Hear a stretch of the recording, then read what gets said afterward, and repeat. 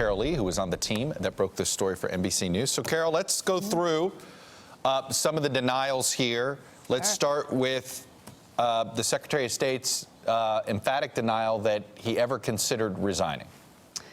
Well, our story says that the Secretary of State threatened to resign this summer.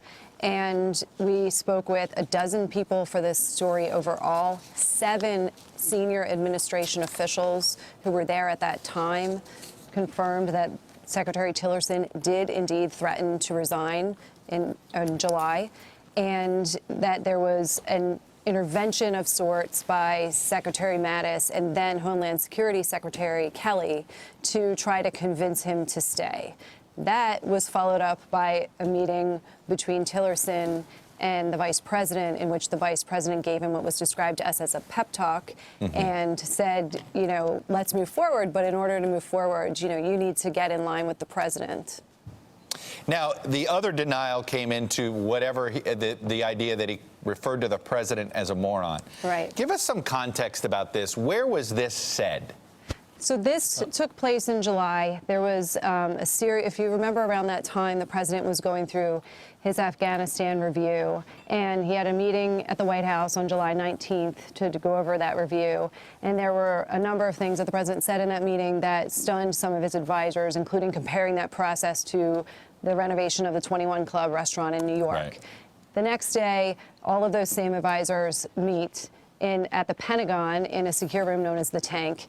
And the president has another meeting where he goes through not just Afghanistan, but ISIS and other policies. That meeting breaks up. The president goes and addresses the cameras, and the officials who were in that meeting, cabinet secretaries and White House officials, were still gathering around. And that is when Secretary Tillerson called the president a moron. And, you know, I should be clear about this. 3 people independently, including those who heard Tillerson say that, spoke to us about this. So this isn't just hearsay from one person. This is 3 different people. Correct. That were confident, didn't talk to each other, yes, and come up with this story. Absolutely. As you know, we have a very rigorous standards process, right. And so we took all of those precautions to make sure that these people were not speaking to each other. There's one other aspect here that I think, folks, this was not the first run-in that Rex Tillerson had with the White House. There was another heated exchange earlier having to do with personnel as well. So this has been a ongoing issue between the White House and state, as I think Senator Bob Corker was referring to.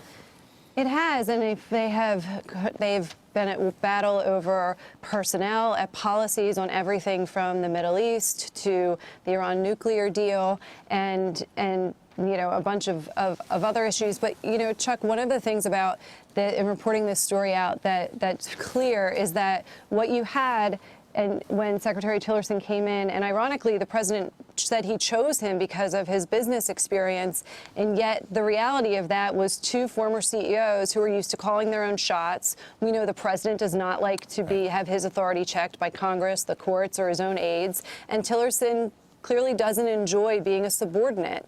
And that creates this recipe for the kind of clashes that we've seen. And what's caught in the middle of all of that is America's foreign policy. That's an excellent point, Carol Lee. Quite the story today, quite the reaction from all levels of the administration. Anyway, nice work. Good to have you as a colleague, Carol. I appreciate it. Hey there, I'm Chris Hayes from MSNBC. Thanks for watching MSNBC on YouTube. If you want to keep up to date with the videos we're putting out, you can click subscribe just below me, or click over on this list to see lots of other great videos.